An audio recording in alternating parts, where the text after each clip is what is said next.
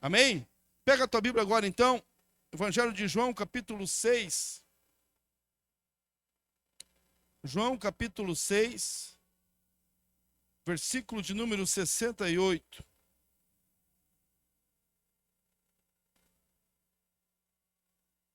Evangelho de João, capítulo 6.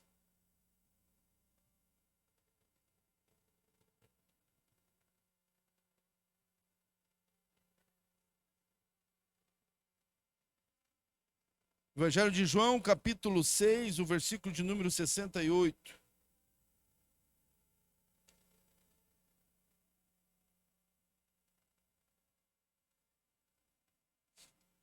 Amém? Quem achou, diga: eu sou bom de Bíblia. Se sentindo aí, né? João capítulo 6, versículo 68. Vou ler então, diz assim, ó. Respondeu-lhe, pois, Simão Pedro: Senhor, para quem iremos nós? Uma pergunta.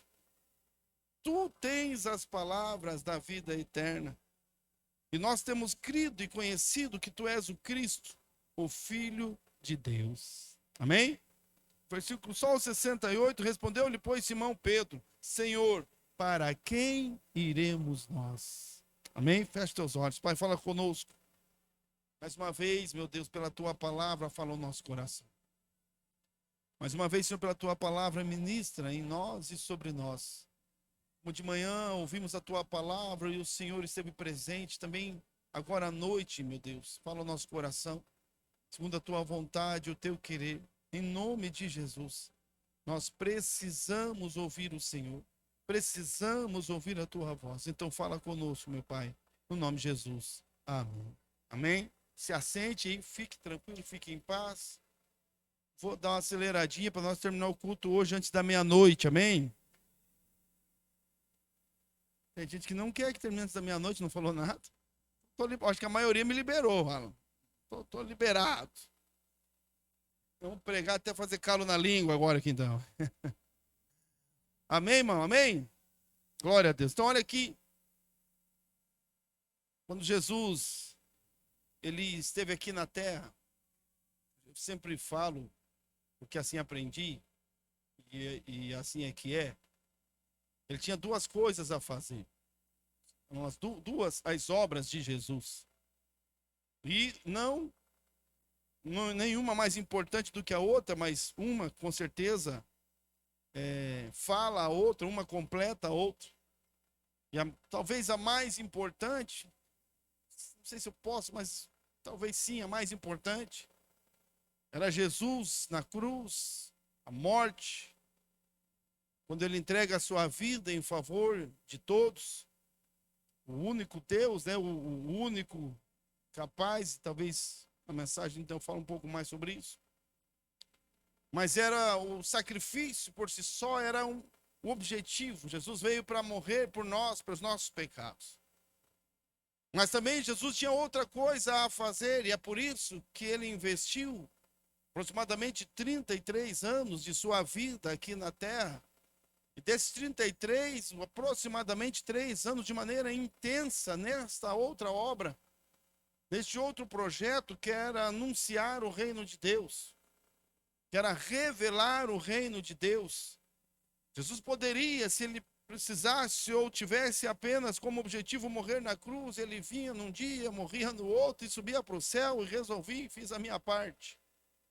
Mas ele precisava trazer as verdades do reino de Deus e instituir, como ele fez, um grupo de pessoas, ou a igreja do Senhor, que começou lá com os discípulos, 12 discípulos, e depois, ainda antes de Jesus ir aos céus, já havia quase milhares de pessoas que andavam e serviam a ele.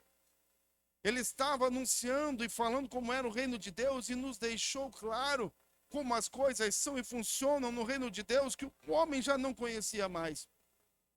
O homem não conseguia entender, não conseguia interpretar.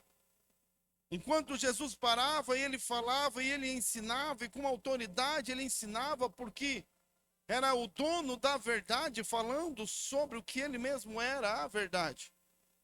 Então, em um destes momentos e em outros também, mas Jesus ele era muito claro às vezes no que ele falava, muito transparente no que ele dizia.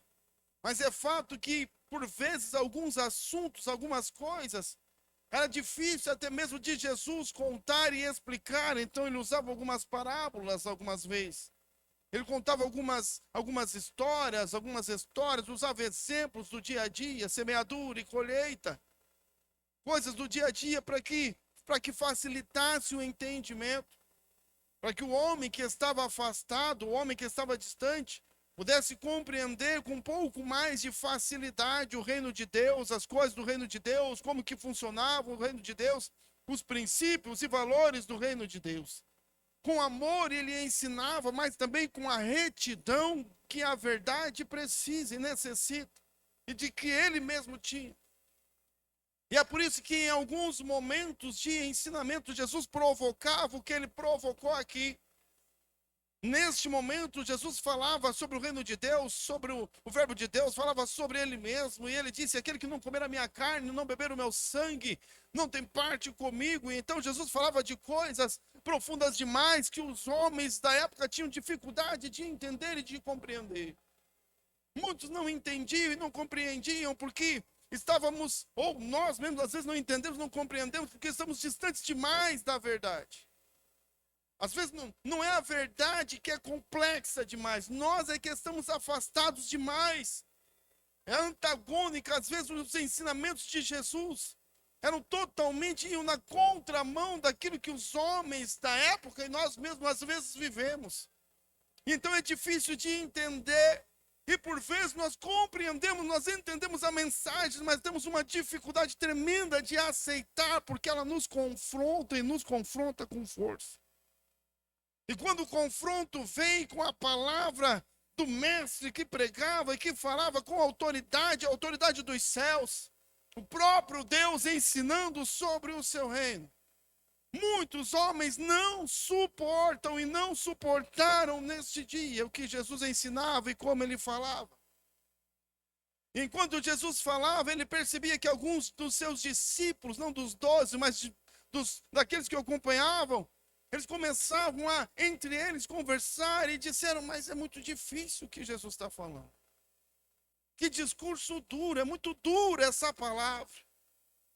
Você já viveu isso? Você ouviu uma palavra, alguém pregar, ouviu uma mensagem, ou alguém vir com a verdade nua e crua e largar na nossa frente? Às vezes a gente se revolta, a gente se rebela. Se tem uma coisa que nos ofende por vezes é a verdade. Aliás, irmão, dizem por aí que a única coisa que ofende é a verdade. Quando alguém vem falar com a gente e revela, Deus revela alguma coisa de nós, uma verdade, a gente se ofende. Que a gente não quer ouvir, nós não queremos saber da verdade. Veja, a gente que é assim é enganado mesmo. Eu lembro de uma pegadinha, uma piadinha na internet. Não me lembro exatamente como é que era, mas eu sei que a mulher falava, um homem falava, não lembro mais, mas tipo assim, porque o homem tinha que elogiar a mulher, ou tinha que falar algumas coisas para a mulher, falar a verdade para ela, tinha que falar, você tem que chegar a falar a verdade. Ela disse: eu não quero a verdade, eu quero ser enganada mesmo. Quero que diga que eu estou linda. Eu não quero, eu quero ser enganada. Eu quero que está tudo bem. A gente quer isso. A gente quer que as pessoas ou a liderança às vezes diga para a gente que a culpa é do diabo. Deus o livre de dizer que eu estou sofrendo e a culpa é minha. Que pastor é esse? Que líder é esse? Que ousadia vim dizer que eu que estou errado. Agora então a culpa é minha. Uma vez que eu atendi um casal, cara, macetando a esposa, porque era isso, porque era aquilo, porque ela. Eu falei: rapaz, você é um covarde. Eu falei: que é isso, pastor? Que isso digo eu? O que você está pensando, cara? E nós conversamos, então agora a culpa é minha. Eu falei assim: não, é das estrelas. A culpa é do céu. Geralmente a gente quer pôr a culpa em quem? No diabo, porque é fácil pôr a culpa no outro, porque quando a gente é confrontado com a verdade, o confronto nos incomoda. A primeira reação nossa, na maioria das vezes, ou é encontrar uma desculpa, pôr a culpa em alguém, e como diz, a culpa é minha, eu boto em quem eu quiser.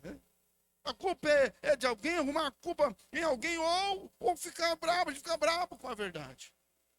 E é o que acontecia aqui, porque era algo muito profundo. Alguns não conseguiam acreditar, crer e compreender o que Jesus falava. E outros disseram, é difícil demais. É complexo demais o que você está, que Jesus, quem pode suportar? Que uma vez alguém falou para mim, né? A Bíblia é um livro maravilhoso. Ele disse, mas é impossível viver assim. Ele falou para mim um dia, uma pessoa, eu estava estudando. Ele sabia que eu estava fazendo teologia. Ele disse, cara, estuda, mas vai devagar. Ele disse que o irmão meu começou a estudar a Bíblia. O cara, ele ficou louco. Agora ele ficou louco. Agora tudo está errado, tudo não pode. Esse cara não pode tomar uma cervejinha mais. O cara está louco. Bebia mais que nós, agora não pode tomar, você ficou louco. É assim mesmo, a palavra da cruz é loucura para os que perecem. Mas para nós que somos salvos, ela é o poder de Deus. E Jesus confrontava e confrontava com a verdade, e confrontava com sabedoria, e confrontava com conhecimento. Então os homens, não suportando o que Jesus falava, a Bíblia diz, eles começaram a retirar-se. A multidão que vinha a Jesus, a multidão que cercava Jesus, não queriam de verdade conhecer ou reconhecer o reino de Deus. Muitos talvez queriam apenas uma ajuda, um auxílio, uma cura talvez. Uma palavra, olha aqui, irmão, uma revelação. Sabe, alguém me revela. Já ouvi falarem assim para mim. Uma vez uma pessoa passou, pastor, aqui nessa igreja tem revelação? Eu falei, tem revelação. Ah, então vou vir aí, vem, porque aqui, ó, revelação da palavra. Deus revela a sua palavra, a sua vontade. Tem revelação, sim. Agora, alguém para adivinhar a tua identidade, não. O CPF teu não tem propósito. Porque às vezes nós buscamos a Jesus por isso. Nós buscamos a Jesus porque queremos algo diferenciado para nós, com interesses nossos. Daquilo que precisamos, uma cura, uma libertação, uma mudança de vida, muda meu marido, muda minha esposa, muda meus filhos, paga minhas contas.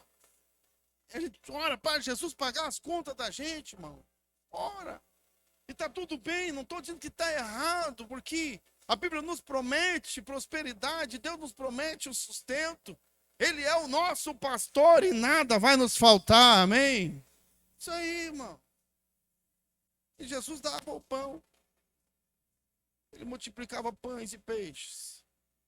E todos comiam pão e peixe de sair pelo nariz.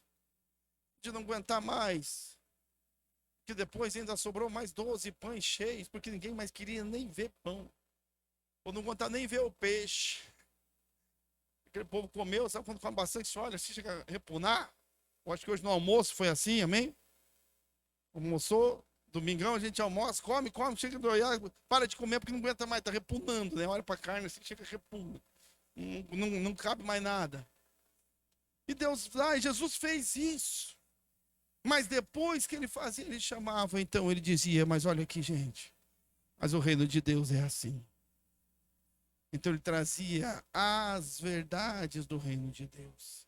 E os homens não suportavam a verdade. Então eles começaram a se retirar. E quando eles começaram a se retirar, então Jesus olhou para o seu núcleo, né, mais próximo dos seus discípulos. E ele olha para eles e fala, vocês não querem ir também? Porque Jesus disse, porque não vai mudar. Você não quer ir embora também? Porque eu não vou aliviar. Você não quer ir embora também? Porque eu não vou corromper a verdade. Eu não vou apenas falar aquilo que te agrada, eu não vou apenas fazer carinho no ego, eu não vou apenas dizer que a culpa é do diabo. A verdade será revelada. E Jesus falava, ele disse, vocês não querem ir também, porque é só isso, é isso que eu tenho para oferecer, a verdade do reino de Deus. A verdade do reino dos céus, a verdade sobre Deus, a verdade sobre o inferno, a verdade sobre mim mesmo, a verdade sobre você mesmo. E quando Jesus faz essa pergunta para eles, e Pedro, Pedro ele teve em si mesmo uma revelação, talvez, ou um pensamento. Ele começa, talvez, a pensar e olhar em volta, ver os homens indo embora, vendo Jesus. Eu acredito que à luz daquilo que ele viveu, das experiências que ele tinha com Jesus, daquilo que conhecia Jesus, ele começa a imaginar uma vida sem Jesus. Ele começa a imaginar na velocidade do pensamento que nós mesmos temos. E às vezes nós conseguimos, passa um filme na nossa mente em apenas segundos, na hora de tomar uma decisão.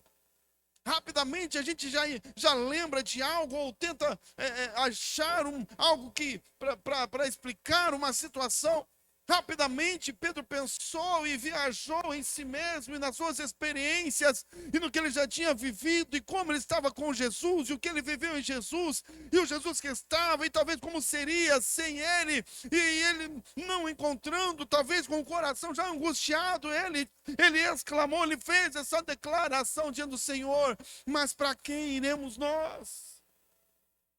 Para quem iremos nós? Essa pergunta de Pedro, ela é carregada das suas experiências e de entendimentos que ele tinha e que talvez nós precisamos também conhecer e tentar também entender. Ele disse: mas para quem iremos? E eu tenho aqui pelo menos 4, deixa eu ver se é 4 mesmo, não, são 3.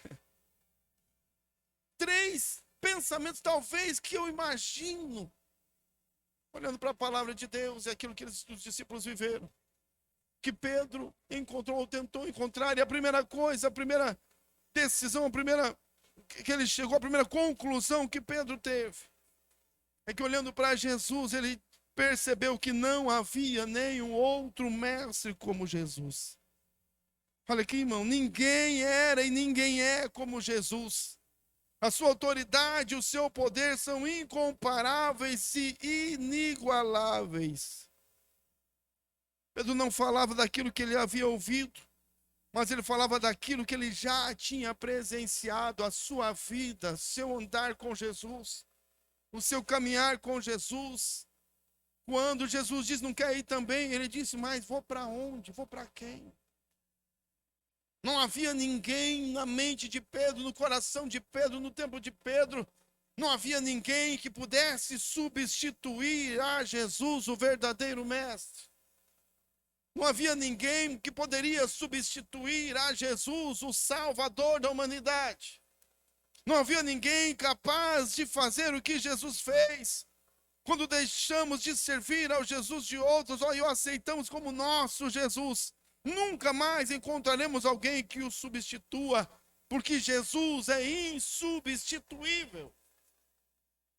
Quando nós encontramos a Jesus, quando conversamos com Ele, quando temos um momento com Ele, quando temos uma vida nele, quando ouvimos falar, quando aprendemos com Ele, a sua autoridade, aquilo que Ele nos dá, aquilo que Ele coloca no nosso coração, nos preenche, nos sacia, de maneira tal que não há outra fonte que possa substituir o verbo de Deus que está entre nós. Não há nada que possa comparar aquilo que ele é. Pedro, ele procurou, ele disse: mas a quem? Para quem iremos? Porque tu é que tens as palavras da vida eterna. Tu tens as palavras da vida eterna. Quando nós assumimos Jesus para ser nosso, olha aqui, irmão. Sabe onde mora às vezes o nosso problema? É quando nós não andamos com Jesus de fato, sendo Ele o nosso Jesus, o meu Jesus. Às vezes a esposa está servindo o Jesus do marido. Às vezes o marido está servindo o Jesus da esposa. Pode ser que os filhos sirvam o Deus dos seus pais, como quem procura algo, ou porque viu e porque é real, porque quem conhece bem a esposa é o marido, quem conhece bem o marido é a esposa, e às vezes os filhos conhecem os pais conhecem os filhos, a gente conhece os amigos, aqueles que caminham com a gente, e por vezes nós presenciamos Deus agir, Deus fazer coisas extraordinárias naqueles que caminham conosco, e aí é inegável A gente consegue ver que Jesus, ele faz milagre mesmo, que ele é Senhor, que ele transforma, que ele muda, que ele cura. E então não tem como negar que há de fato um Deus poderoso, o Deus do meu pai, o Deus da minha mãe, que Deus forte. Eu vou andar e quero também servir o Deus do meu pai, o Deus da minha mãe, o Deus do meu amigo, o Deus daquela célula, o Deus daquela igreja.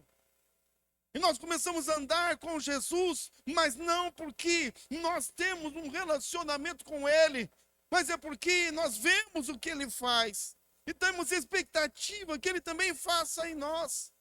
Temos expectativa que Ele também nos abençoe, que Ele também nos dê algo. Não como quem quer um relacionamento, mas quem quer apenas receber ou ser abençoado pelo Jesus do meu Pai. Quem sabe o Jesus da minha mãe? O Jesus da minha esposa, o Jesus do meu esposo. Quem sabe se a minha esposa orar por mim, Jesus me abençoa. Se o meu pai e minha mãe orar por mim, talvez a minha vida mude. Eu vou pedir para o meu amigo, aquele é um homem de Deus, que ele ore por mim, para ver se Jesus ouve a oração dele, então ele me abençoa de alguma forma, resolve o meu problema. Nunca é o meu Jesus, nunca é o meu Deus, é sempre o Deus de alguém. Então eu sempre tenho que buscar alguém para chegar a Jesus, porque eu não estabeleci com Ele ainda um caminho direto de relacionamento de intimidade. Eu quero dizer para você que Deus não tem neto. Relacionamento, Deus só tem filhos. Nós podemos até servir o Deus dos nossos pais. Podemos até acreditar, confiar no Deus da esposa, no Deus do marido, no Deus dos filhos, no Deus dos amigos. Mas quando, irmão? Quando a gente tem um relacionamento como Pedro, quando a gente começa a andar com Jesus, estabelece um relacionamento pessoal, agora é eu e ele, agora é direto comigo. Eu com ele e ele comigo. Eu falo com ele, ele fala comigo. Agora eu ando com ele e ele anda comigo.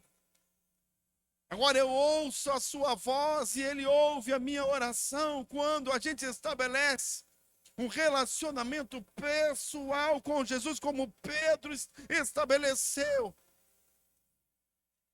É nesse momento e nesse entendimento que Jesus fala para Pedro, para os discípulos, não querem ir também. E ele disse, mas para quem?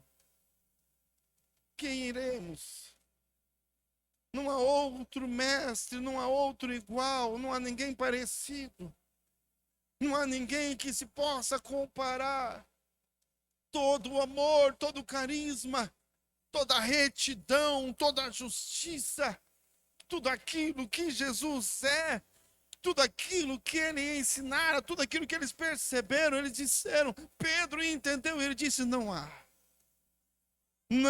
outro mestre, não há outro Deus a quem eu queira servir, não há outro a quem eu queira me prostrar, não há outro a quem eu queira clamar, não há mais ninguém a quem eu queira pedir alguma coisa, não há outro, não há espaço para mais ninguém.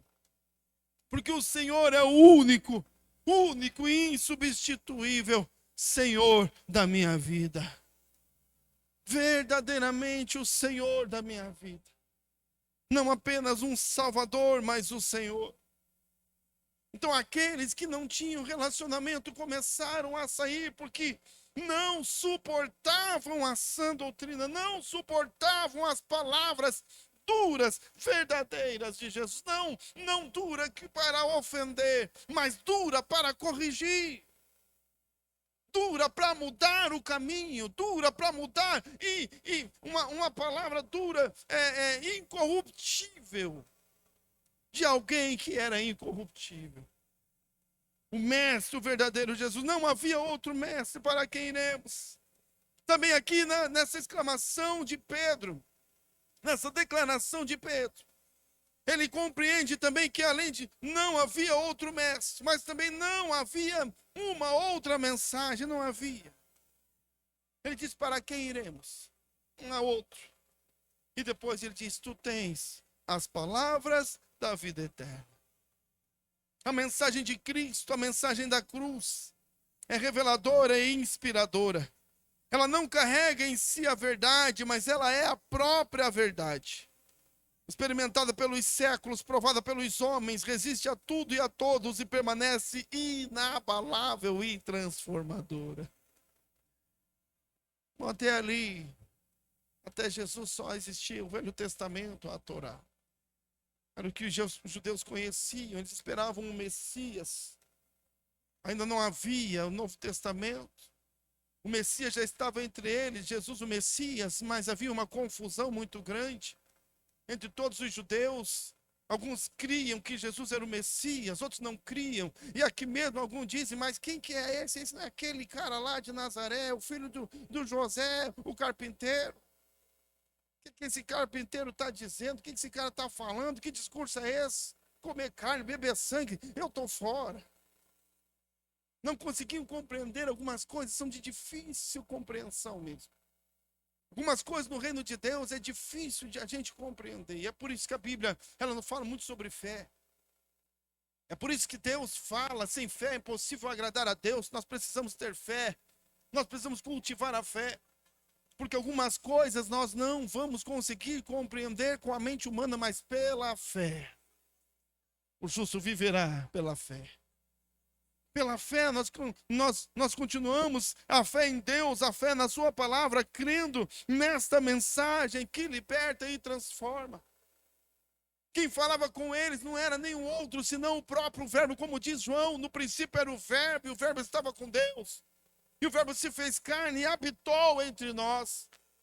Jesus, a própria palavra, Jesus, aquele a quem as Escrituras apontavam o Messias, algo que foi escrito há milhares de anos e veio se cumprindo a despeito de todo o esforço do homem de fazê-lo parar, a despeito de todo o esforço do inferno para fazer com que a palavra não se cumprisse, com que as coisas não acontecessem. Ela rompeu séculos, ela rompeu reinos e impérios.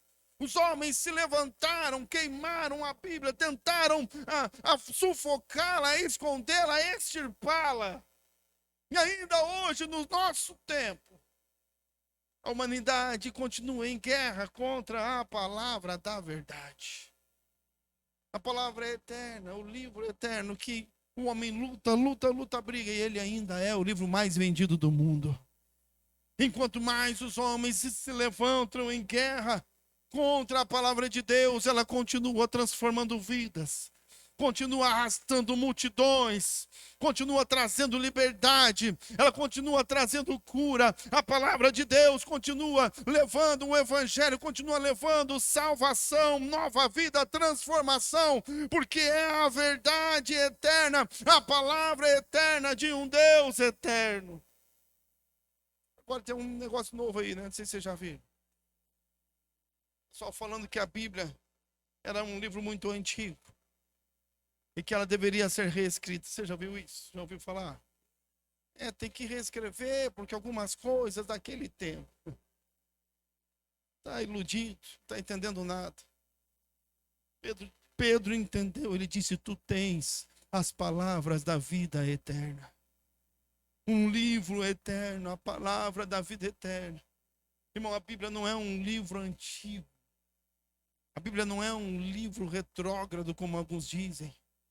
A Bíblia, a palavra de Deus, ela é um livro eterno. E o que é eterno não se desgasta. O que é eterno não envelhece. O que é eterno, ele permanece hoje, milhares de anos depois, com a mesma intensidade, a mesma profundidade, com o mesmo interesse dos primeiros dias, dos primeiros momentos. Atualíssima. Um livro atual. Você não acha, não é espetacular, irmão? A gente pega a Bíblia nos dias de hoje, na vida moderna que nós vivemos hoje, com internet, com celular, com caos, com confusão, com barulho, a vida louca da modernidade. Você pega um livro escrito há milhares e milhares de anos atrás, e você começa a ler esse livro que foi escrito há milhares e milhares de anos atrás, e ela traz soluções para os dias, nos dias de hoje, para a nossa modernidade, para os dias modernos. Um livro eterno que não se cansa, que não se desgasta, que não se apaga, que enfrentou séculos de provações. Todos os homens, teólogos, estudiosos, querendo desmistificá-la, querendo impedi-la, querendo pará-la, querendo colocá-la em descrédito. Mas quanto mais o homem tenta, mais poderosa, mais forte é a mensagem. Mais pessoas estão conhecendo a Jesus, mais estão ingressando na vida eterna, porque Jesus veio e trouxe a palavra de vida eterna, como disse Pedro. Para quem iremos? Só tu tens as palavras, tu é quem tens as palavras da vida eterna, inabalável e transformadora. Para encerrar, também Pedro ele disse, na sua exclamação: para quem iremos nós? Para quem iremos? Pedro estava talvez procurando para onde ir, o que fazer na sua mente, procurando um outro caminho. E ele chegou à conclusão que não há outro caminho e que Jesus é o único caminho. Ele é o caminho que nos leva de volta ao projeto original de Deus. Por isso que Jesus disse: eu sou o caminho, a verdade e a vida. E ninguém vem ao Pai a não ser por mim. Olha aqui, irmão. Essa é a verdade. Jesus o caminho. Para quem iremos? Mas tem uma mentira por aí. Uma mentira que diz que todos os caminhos levam a Deus. Isso é uma mentira, irmão. Jesus, alguém está mentindo nessa história. Ou é quem fala lá, ou é Jesus. Porque Jesus disse: eu sou o caminho, a verdade e a vida. E ninguém vem ao Pai a não ser por mim. Você já entendeu isso, irmão? Não sei você, mas às vezes eu fico meio maluco aqui na minha cabeça. Eu começo a instigar a Bíblia. Faça isso, irmão. Faça umas perguntas malucas para a Bíblia. Faça as perguntas, todas as perguntas, as mais doidas, se tiver no teu coração, faça. Quer ver um exemplo? A gente às vezes precisa perguntar para ter a resposta. Uma vez eu comecei a ler a palavra e falando, vendo Jesus, e fala de sangue, sangue, sangue. Eu disse, mas para que sangue, meu Deus? Por que sangue? Você já pensou nisso? No tempo antigo aqui, Velho Testamento, sacrificavam bois, sacrificavam carneiro. Sabia que tinha gente treinada só para matar os bichos? Tinha até as ferramentas especiais. Cara, o dia inteiro era furando bicho. O dia inteiro, furando boi, furando. O templo onde espargiam, imagina, espargia o sangue. Alguém já viu matar boi, matar porco aqui? Alguém já participou disso? Acho que já. Uma sangueira para todo lado, na verdade. Meu Deus, você vai mexer com bicho. Uma sangueira para. Vai matar um. Agora imagina o dia inteiro matando boi, mano. Boi pra cá, boi pra lá, carne, sangueira. Certo, via mosca também, né? Porque lá no deserto, lugar quente. Tem gente que imaginou comigo, já tá fazendo até cara feia aí, né? É uma sangueira lascada, mano. Imagina, teve um dia que o cara matou 1000 bois. Olha só, matar 1000 boi. Quanto sangue. E aí Jesus na cruz e sangue, sangrar. E eu disse, mas meu Deus, que vontade é essa? Por que todo esse sangue, meu Deus do céu? E eu fui procurar e pensei, é claro, né, que Deus me deu me explicou o porquê do sangue. Mas eu não vou contar para vocês hoje, se você aí na dúvida. Essa aí, vai pesquisar em casa. É só para você entender, irmão. Porque a gente canta, né, nada além do sangue, nada além do sangue. Eles nem sabem do que estavam falando. Nem imagina. Fala de sacrifício. Mas eu estou falando isso porque tem uma outra questão que essa sim eu quero trazer hoje. Porque, poxa, Jesus morreu na cruz. E daí fomos perdoados. Mas, poxa, morrer na cruz é relativamente fácil. Amém, irmão? Você entende que é fácil morrer na cruz? Hã? Quem aqui, se fosse pendurado numa cruz, morria? Quero ver, quem aqui? Quem? Ô, irmão, todos nós, irmão. Coisa mais fácil que tem é morrer na cruz, irmão. É fácil morrer numa cruz. Aliás, na época de Jesus, muitos morreram crucificados. No exato dia em que Jesus foi crucificado, um em cada lado. Um na direita, um na esquerda. Porque na cruz qualquer um pode. Qualquer um pode morrer numa cruz, vai lá, prega e morre, e acabou. E eu disse, mas Jesus, e por que que foi diferente? Por que que a morte de Jesus é diferente? Por que que eu não podia eu mesmo morrer e pagar? Aliás, eu posso. Sabia que você pode pagar pelo teu pecado? Qualquer um de nós pode pagar, irmão.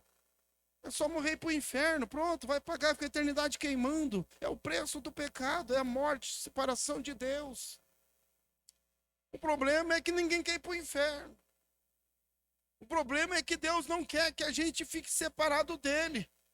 O problema é, como diz lá no livro de João 3,16, que Deus amou o mundo de tal maneira. O problema era o amor, Deus amou, e ele não queria perder. Então como é que faz? Sabe o que difere? A cruz de Jesus era uma cruz comum. Todas as cruzes eram feitas da mesma forma. Aliás, a cruz que Jesus foi crucificado, dizem os historiadores, nem servia para ele, porque não foi feito para ele. Era um pouco maior. A cruz que Jesus morreu, o madeiro, era simples, comum. Era uma morte comum. No tempo de Jesus, muitos morriam de morte de cruz.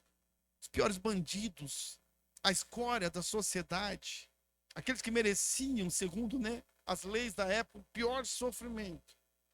Eram todos colocados na cruz e muitos morreram na cruz como Jesus.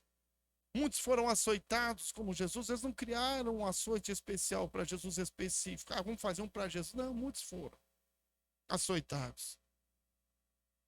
A diferença da cruz de Cristo com todas as outras cruzes não é a cruz, não é o sistema, não é o modelo, mas era quem estava na cruz. Porque Jesus era o único. Jesus foi o único homem nascido de uma mulher que não carregou em si o pecado. O único homem nascido de uma mulher na história, em toda a história da humanidade, que mesmo sendo homem, não conheceu a corrupção.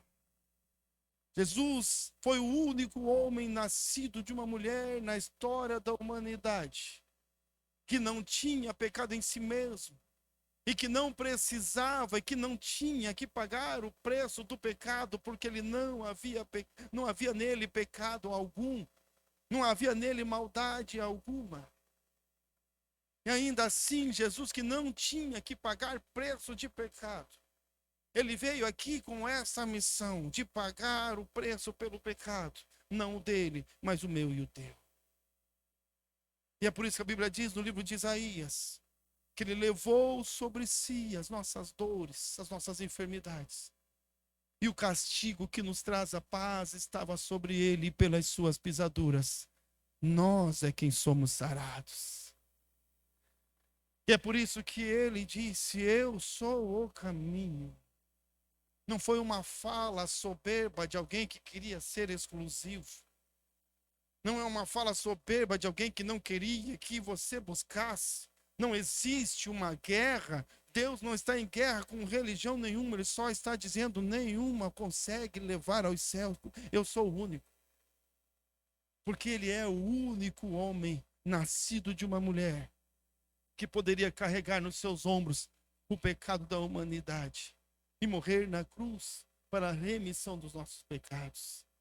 Porque a Bíblia diz que se por um homem só, e esse Adão, o pecado entrou na humanidade, também por um homem só, esse Jesus Cristo, o pecado ele é extirpado. Eu sou o caminho, a verdade e a vida. E ninguém vem ao Pai a não ser por mim. Então Pedro, quando ouviu Jesus dizer: vocês não querem ir também? Pedro olhou para Jesus e não havia outra alternativa. Ele disse: para quem iremos? Só tu tens, é tu que tens as palavras de vida eterna. Não há outro caminho, existem muitas filosofias, é por isso que eu digo aqui, Nós não pregamos o evangelho de uma vida melhor, nós pregamos o evangelho da vida eterna. Preste atenção nisso, por favor. Jesus não veio aqui morrer na cruz para a gente poder ter um carro melhor. Jesus não veio aqui morrer na cruz para a gente ter uma família melhor. Jesus não veio aqui morrer na cruz só para a gente ter um casamento abençoado, para prosperar. Embora tudo isso, é claro, é promessa de Deus. Porque ele disse, se você me ouvir e for fiel, vai comer o melhor dessa terra. Jesus não veio aqui para curar enfermos, para dar pães e peixes. Jesus não veio aqui para caminhar por sobre o mar, para mostrar poder, para ficar se exibindo. Jesus não veio aqui para isso, ele só veio aqui porque ele tinha um propósito, que ele disse, o Filho do Homem veio buscar e resgatar o que se havia perdido. Ele veio aqui e morreu na cruz porque era um projeto eterno de Deus de salvação, e esse era o objetivo. Todo o resto ele fez porque é o jeitão dele, né? É o jeitão de Jesus. Ele chegava, tinha doente, ia curando logo. Curado uma vez, já tá doente, vou curar. Então não tá vendo? Veja. Onde ele passava, o povo está lá no meio do mar bravio, os discípulos vou lá ajudar esses caras. Foi por cima do mar mesmo, foi andando mesmo. Vou lá salvar os meus discípulos. Mas o objetivo de Jesus e da cruz de Cristo era a vida eterna. E é por isso que quando Jesus fala para Pedro, para os discípulos, uma palavra dura de confronto, de correção, de alinhamento, de ensinar como é o reino de Deus, porque olha, sabe que uma vez as loucuras minhas aqui, mas é uma loucura. Eu disse, mas Deus, por que tem que ser tão difícil? Por que esse evangelho, o senhor fez um evangelho tão duro, tão difícil? Difícil demais para a gente andar aí e viver e seguir isso aqui. Por que o senhor fez difícil assim? Deus disse, eu não fiz nada difícil. Isso que eu estou apresentando é a verdade é essa. O problema é que você está tão na mentira. Você está tão envolvido no erro, no engano, no engodo, a gente está tão afastado, que quando a gente vê a verdade, ela nos é estranha. A verdade é estranha porque a gente está adaptado, acostumado a viver na mentira, no engano. Na mentira, né? Que nos dá prazer, um certo prazer. Então, é muito estranho, é antagônico demais ao nosso estilo de vida, aquilo que sonhamos e projetamos. E, portanto, o difícil não é viver no evangelho, o difícil é voltar à verdade e caminhar no caminho da retidão do evangelho de Jesus Cristo. É difícil demais, não é porque o evangelho é muito rígido, é porque nós aqui estamos muito mole, essa é a verdade. Mas Jesus, ele veio para nos levar de volta, para pagar o preço pelo nosso pecado. Mas ele precisava nos ensinar a voltar a viver na verdade. Então ele dizia, aquele que não comer da minha carne, não beber do meu sangue, não tem parte comigo. E claro que ele falava da ceia, mas não é apenas comer um pão e beber um suco. Jesus falava de relacionamento, de trazer Jesus para dentro, trazer os ensinamentos, aquilo que ele é, a palavra de Deus, para a vida, misturar em mim, para chegar aonde Paulo chegou, quando ele disse, já não vivo mais eu, mas agora é Cristo que vive em mim. E os homens disseram, é muito duro. É muito difícil. Eu vou ter que deixar algumas coisas, vou ter que não. Quem é que pode suportar? E quando todos começaram a ir embora, Pedro olhou para Jesus e disse, mas para quem iremos? Só tu tens as palavras de vida eterna. A Bíblia diz que há muitos caminhos, irmão. Há caminhos que para o homem parecem bons, a Bíblia diz, mas que o final deles é a morte. Só há um caminho. Existem muitas filosofias por aí. Existem muitas ideologias por aí, religiões, muitas. Filosofias de boa vida. Filosofias que ensinam o homem a ser um homem melhor, a mulher a ser uma mulher melhor. Ensinam a cuidar da família, filosofias O homem, há caminhos que para o homem parece bom. Mas ensinam, são evangelhos de uma vida melhor aqui nessa terra.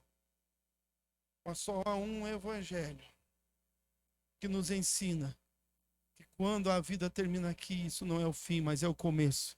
E esse é o evangelho de Jesus Cristo, nosso Senhor. Provado e testado pelos séculos. Milhares e milhares de anos, revoluções, brigas, impérios se levantaram contra a palavra da verdade. Mas ela permanece inabalável, transformadora e ainda arrastando multidões.